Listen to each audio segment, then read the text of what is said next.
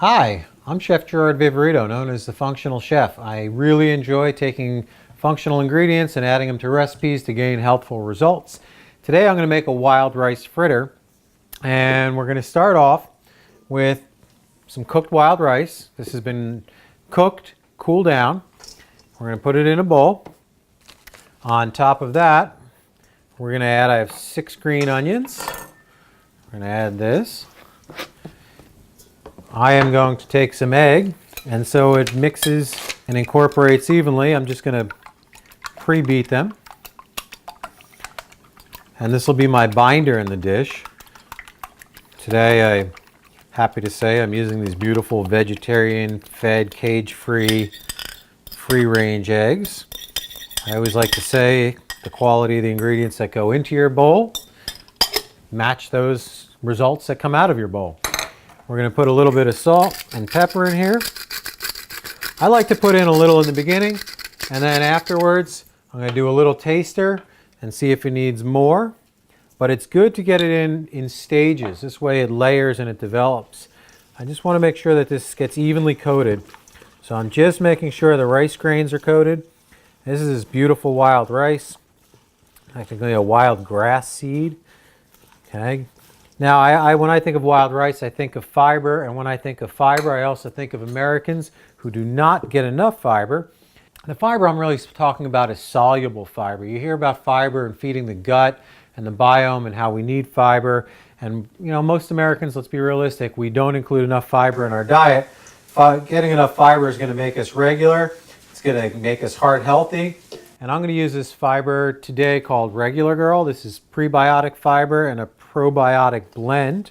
It's so easy to supplement with.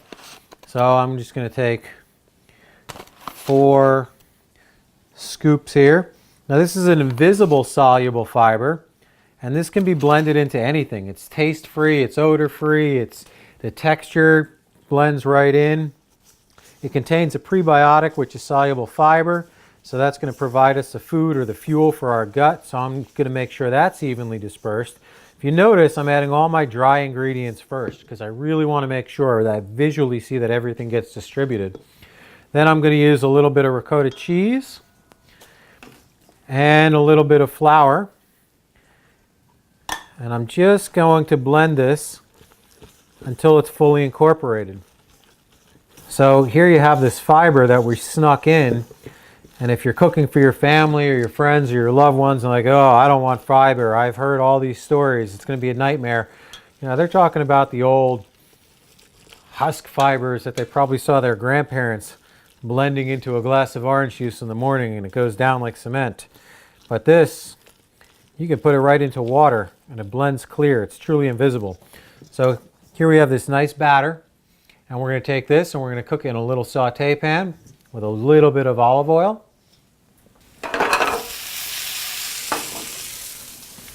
So here I'm using a little bit of coconut oil. Just going to melt this. I got a nice saute pan over about medium-high heat. All right, and just want to make sure it's evenly coated. Anytime you do a saute, you want a nice even coating on the bottom of the pan, just enough to coat the bottom of the pan. We don't want to have any bare spots because then we're going to have hot spots, your food's going to stick. You might have an increased chance of burning. So I'm just taking 2 spoons to kind of lightly free-form these in here. I'm going to drop them in. They're roughly a tablespoon each in size. You know, I put enough oil in the bottom of the pan, so I'm not going to have any dry hot spots. Sometimes if you find them sticking to your spoons, a nice little trick that I do is oil the spoons, put a little oil on the spoon. So we've got just have these beautiful little morsels that are going to get you all that benefit of the extra fiber. They're a great little hors d'oeuvre or a little garnish. Some people always like a little crunch on their salad. You know, you go for this over the croutons, is what I think. Perhaps you want to do a light little, you know, since it's like a pancake, it could almost double as a savory item on a breakfast.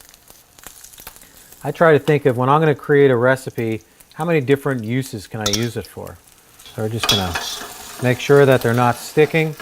We want to heat them all the way through. Once we know that they're golden brown on the bottom, We're just going to turn them over and continue to cook.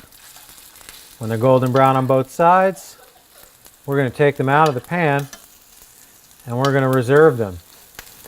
Like I said, you could eat them straight out of the pan, or you could maybe cook them in cook terminology to about medium rare and finish them off in an oven later on at about 350 degrees until they're warm all the way through.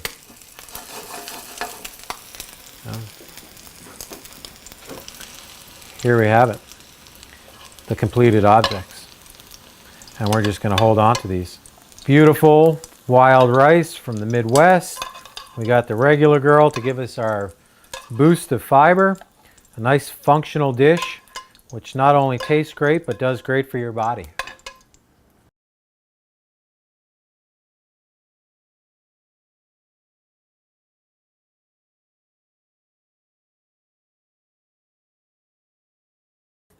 Form these off of a spoon and come right into the pan. Just tap it out slightly to level it down so it cooks evenly. Now the beauty of these is they can be free-form shaped. You can make them as large or small as you want. You could eat them just as is. You could actually use them as a vehicle or a base for an hors d'oeuvre. Maybe top them with something. Drizzle them with a little oil. Maybe put a couple of them on a plate. Use them as a garnish on a salad. And if you notice, I have them sliding around the pan because I have a perfect amount of oil in there. And it's just like a pancake. If you're wondering how long do I cook this, how long do you cook a pancake? You want it nice and golden. The trick is getting the heat low enough that it heats all the way through without just burning the outside and the inside being raw. So if we could flip those over, nice golden brown color. We're going to continue to cook these. Now if you're doing a party, maybe you want to make a bunch of these in advance, just mark them off both sides, maybe put them on a sheet pan with a little parchment paper. All right, so now that these are done, you can see I'm just going to take them out of the pan so they stop the cooking process. So I could eat these and enjoy them as is right now. Perhaps you have some friends coming over, you're cooking for a party later on. Maybe make a couple of them. Just cook them till they're nice and golden brown on each side. Put them on a parchment lined sheet pan, and then you could cook them or reheat them later.